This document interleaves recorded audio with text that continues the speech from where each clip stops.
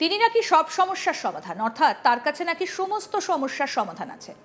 অন্তত এটাই দাবি করেন তার দলের নেতাকর্মী সমর্থকেরা। অনেক মানুষই নিজেদের সমস্যা এবং দাবি দাবার বিষয়ে তাকে জানান। তবে এবার তার কাছে এক অভিনব আবেদনকারী 5 বছরের এক শিশু। এখানে কথা হচ্ছে বাংলার মুখ্যমন্ত্রী মমতা ব্যানার্জির বিষয়।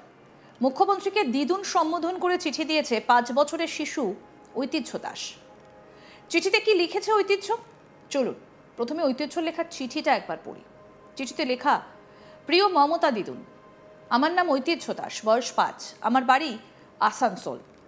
আমার মা উত্তর দিনাজপুরের প্রাইমারি দিদিমণি, তাই আমাদের ছেড়ে ওখানে থাকে। অনেক দিন পর পর বাড়ি আসে। আমি, বাবা আর দাদুর সঙ্গে বাড়িতে একা থাকি।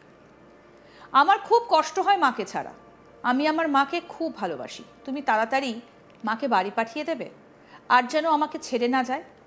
ইতি তোমার আদরের ঐতিহ্য। চিঠির শেষে আরও একবার নিজের বয়স উল্লেখ করেছে ঐতিহ্য।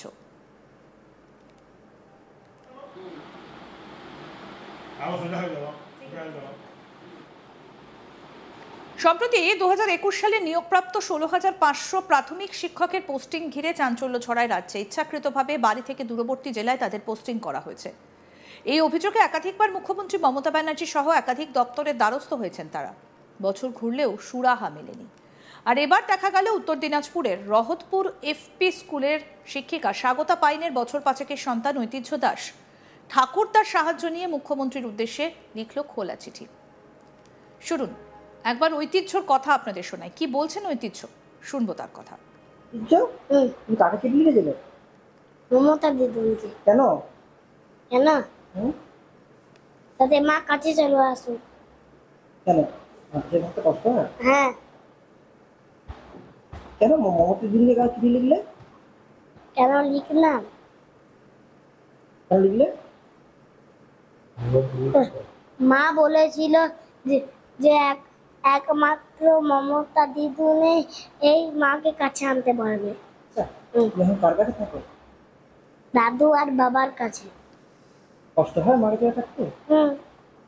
মা কাছে চলে আসে তখন কি লিখবে? আরো লিখবো যে যে যে থ্যাংক ইউ মমতা দিদুন, আর কিছু না। এই যে মা কাছে থাকে না, দাদুর কাছে বাবার কাছে থাকো, আসলটা লিখবো ধন্যবাদ মমতা দিদুন। আবার ধন্যবাদ মমতা দিদুন লিখবে? মমতা দিদুন কে হয় জানো? কে হয় জানো? মমতা দিদুন কে জানো? কে? মায়ের মুখ্যমন্ত্রী। মায়ের মুখ্যমন্ত্রী। মা কাছে চলে এলে তার মমতা দিদুনকে সে ধন্যবাদ জানাবে বলেও জানায় ঐতিহ্য। আর ঐতিহ্যের ওই চিঠি দেখে অবাক তার মা স্বাগতা পাইন। উল্লেখ্য, স্বাগতা পাইনের বাপের বাড়ি বাঁকুড়া ও শ্বশুর বাড়ি আসানসোলে। কি বলছে ঐতিহ্যর মা স্বাগতা পাইন, শুনবো তার কথা। কোথা থেকে যে আসলো ওটা আমরাও বুঝতে পারছি না, আমরাও পুরো অবাক যে ও লিখলো কোথা থেকে বা কি করে লিখলো। আসলে আমরা যারা 16,500 ভ্যাকেন্সির এগেনস্টে 2021 সালে নিয়োগ পেয়েছি, আমাদেরকে অনেক দূরের জেলাতে সব পোস্টিং দেওয়া হয়েছে। প্রায় 6,000 জন আমরা বাইরে পোস্টেড।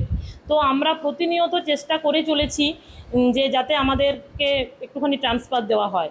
আমরা এই জন্য কিন্তু প্রতিনিয়ত চিঠি লিখি বিভিন্ন দপ্তরে, এমনকি মুখ্যমন্ত্রীর কাছেও আমরা অনেকবার এই আর্জি জানিয়ে চিঠি লিখেছি। তো আমার ছেলে দেখেছে যে আমি প্রায়ই চিঠি লিখি, এটা দেখে হয়তো ওর কোনোভাবে মাথায় এসেছে যে তাহলে আমিও তাহলে একটা চিঠি লিখবো, আমি লিখলে তাহলে যদি মা আসতে পারে আমার কাছে। আমি তো খুবই অবাক হয়েছি, আমরা সবাই খুবই অবাক হয়েছি। ও ভেবেছে যে ও মাঝে মাঝে শোনে যে একমাত্র কেউ যদি পারে তো সেটা হয়তো আমাদের সিএমই পারবেন, সিএম ম্যাডামই পারবেন। তো সেটা শুনে ও ভেবেছে যে তাহলে আমি লিখবো, আমি লিখলে হয়তো উনি কিছু যদি করেন এরকম আর কি। ছেলের যে 5 বছর বয়স, ছেলে বর্তমানে আপনি যেটা বললেন আপনার হাজবেন্ড এবং শ্বশুরের বাড়ি থাকে, বাড়িতে আর মহিলা সদস্য নেই? না, আমার বাড়িতে কোনো মহিলা সদস্য নেই। এবার মেড আছে, মেডের কাছেই রাখতে লাগে। আমার শ্বশুরমশাইয়ের 80 বছর বয়স, উনি একজন রিটায়ার্ড প্রাইমারি শিক্ষক। আর আমার হাজব্যান্ড সেন্ট্রাল গভর্নমেন্টে জব করে, 10টা 5টা ডিউটি।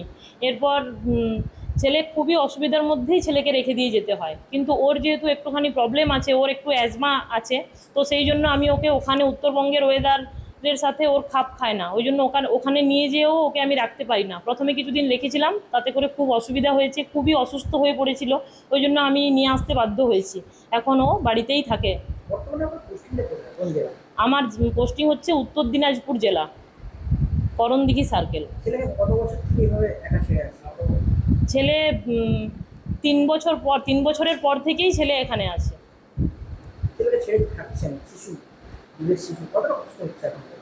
খুবই কষ্ট হয়, যখন শারীরিকভাবে অসুস্থ হয়ে পড়ে তখনও মা হিসাবে ওর পাশে থাকতে পারি না, বা অনেক সময় ওর স্কুলে কোনো অনুষ্ঠান হয় বা যেখানে ওর বন্ধুদের সবার মারা সেখানে অ্যাটেন্ড করে, সেটা হয়তো আমি অ্যাটেন্ড করতে পারি না, এসে কান্নাকাটিও করে, খুবই মন খারাপ করে, শিশু মনে একটা প্রভাব পড়ে। এবার দেখুন, এই প্রবলেমটা আমার কিন্তু একার নয়, এই যে বাচ্চাকে ফেলে রেখে মায়ের যে প্রবলেমটা, এই প্রবলেমটা কিন্তু আমার মতো আরও অনেক জনের, যাদের বাচ্চারা হয়তো আমার বাচ্চার থেকেও ছোট, বা অনেক ম্যাডাম আছে যারা এই মুহূর্তে প্রেগনেন্সির মধ্যে দিয়ে যাচ্ছে, তাদেরকেও কিন্তু এতটা করে দূরত্ব যাতায়াত করতে হচ্ছে, মাঝে মাঝেই খুবই প্রবলেম হচ্ছে আমাদের। চাইছেন এখন আপনারা? আমরা চাইছি যে যদি মাননীয় মুখ্যমন্ত্রী আমাদের এই দুরবস্থা দেখে একটুখানি ট্রান্সফার আমাদেরকে নিজেদের জেলায় দিয়ে দেন, তাহলে আমরা খুবই বাধিত থাকবো ওনার প্রতি। ছেলের এই কাতর আর্জি কি মনে হচ্ছে, মুখ্যমন্ত্রী শুনবেন? আশা করব যে হয়তো উনি শুনবেন। এই বিষয়ে আমাদের প্রতিনিধি নির্ভীক চৌধুরী কি প্রতিবেদন তুলে ধরেছেন দেখবো এবার। চিঠিতে রাজ্যের মুখ্যমন্ত্রীকে মমতা দিদুন বলে সম্বোধন। চিঠি লিখে ফেলেছে 5 বছরের ঐতিহ্য দাস। তার একটাই কাতর আর্জি, তার মা প্রাইমারি শিক্ষকতা করেন বাড়ির থেকে অনেক দূরে, সুদূর দিনাজপুরে। তার একটাই আর্জি যে মাকে ছেড়ে থাকতে তার খুব কষ্ট হয়। সে বাড়িতে বাবা এবং দাদুর কাছে থাকেন। যদি মমতা দিদুন তার মাকে তার কাছে, অর্থাৎ কাছে পিঠের কোনো স্কুলে ফিরিয়ে দেওয়ার ব্যবস্থা করেন। এমনই চিঠি লিখে তাক লাগালো 5 বছরের আসানসোল নিবাসী ঐতিহ্য দাস। তাকে যখন প্রশ্ন করা হয়, সে বলে মাকে ছেড়ে থাকতে খুব কষ্ট হয়, মাকে সবসময় কাছে পায় না, একমাত্র মমতা দিদুনই পারেন মাকে তার কাছে ফিরিয়ে দিতে। 5 বছরের ছোট্ট ঐতিহ্যর এই কাতর আর্জি যেন সাড়া ফেলে দিয়েছে সারা পশ্চিমবাংলা জুড়ে।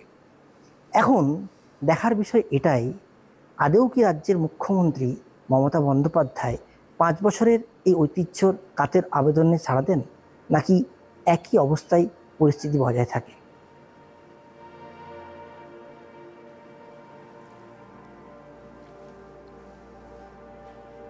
আরও আপডেট পেতে দেখতে থাকুন আজ তাক বাংলা। সাবস্ক্রাইব করুন, নোটিফিকেশন পেতে বেল বাটন অপশন প্রেস করুন।